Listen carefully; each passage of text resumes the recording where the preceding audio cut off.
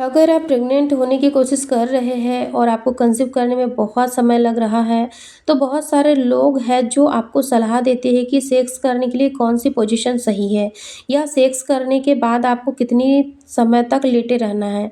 आज इस वीडियो में हम इन्हीं सारे सवालों का जवाब देंगे, इसीलिए आप लोग इस वीडियो को शुरू से लास्ट तक ज़रूर देखें।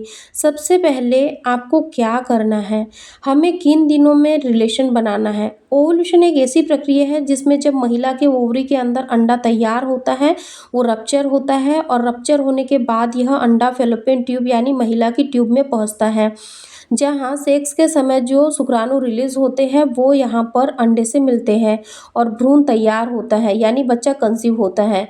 ओव्यूलेशन का जो समय होता है यह हमारे महीनों के बीचों बीच का समय होता है। ओव्यूलेशन की डेट कैसे कैलकुलेट की जाती है, इसके लिए हमने अलग से एक वीडियो बनाया है, तो आप उस वीडियो को भी ज़रूर चेकआउट करिए।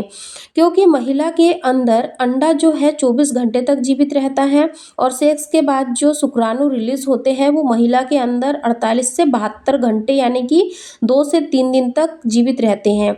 इसीलिए कंसीव करने के लिए हमें सेक्स जो है वो ओव्यूलेशन के आसपास ही करना चाहिए, यानी ओव्यूलेशन की डेट को कैलकुलेट करने के बाद 2-3 दिन पहले और 2-3 दिन बाद यह पूरा समय आपका फर्टाइल डेज कहा जाता है।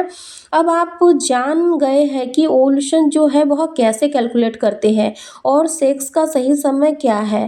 कंसीव करने के लिए जब हम बात करते हैं कि कौन सी पोजीशन जो है उससे प्रेगनेंसी जल्दी होती है, देखिए आपके सेक्स की पोजीशन और प्रेगनेंसी का कोई भी लेना देना नहीं है, यानी इसका कोई भी कनेक्शन नहीं है। जो भी पोजीशन सेक्स के लिए आपको कंफर्टेबल लगती है आप वही पोजीशन इस्तेमाल करिए। बस ध्यान रखें कि पेनिट्रेशन जो है वो डीप होनी चाहिए, तभी जल्दी प्रेगनेंसी हो जाती है।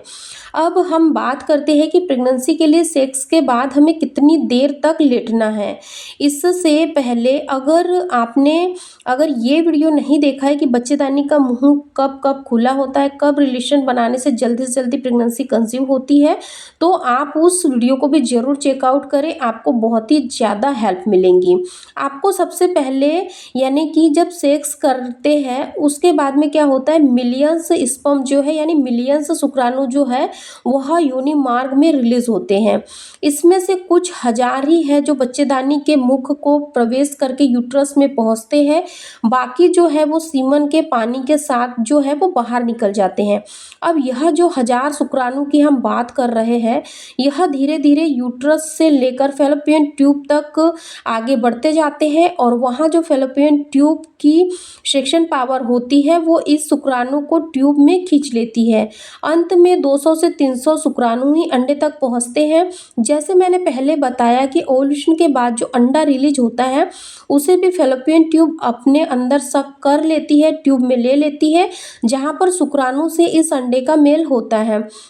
लगभग 200 से 300 शुक्राणु में से एक शुक्राणु ही ऐसा होता है जो अंडे के अंदर घुसकर उससे चिपक जाता है, यानी कि कंसेप्ट करता है, यानी भ्रूण को बनाता है। अब इस सारी प्रक्रिया में यानी कि योनि मार्ग में शुक्राणु का रिलीज होना, मुख के अंदर से घुसना, यूट्रस तक पहुंचना और फैलोपियन ट्यूब तक पहुंचना, इन सब में केवल 2 या 3 मिनट का ही समय लगता है और शुक्राणु मात्र 15 सेंटीमीटर ही चलते हैं, यानी 2 या 3 मिनट के अंदर शुक्राणु 15 सेंटीमीटर का यह सफर तय करके फैलोपियन ट्यूब के अंदर जो अंडा होता है वहां तक पहुंचते हैं। इसीलिए अगर आप सेक्स करते हैं तो केवल 5 से 10 मिनट तक ज़्यादा से ज़्यादा लेटना है आपको, यानी कि आप लेट सकते हैं। लेटने के समय आप कमर के नीचे एक तकिया भी रख सकते हैं, इससे आपकी प्रेगनेंसी के चांसेस जो है वो और भी ज़्यादा बढ़ जाएंगे।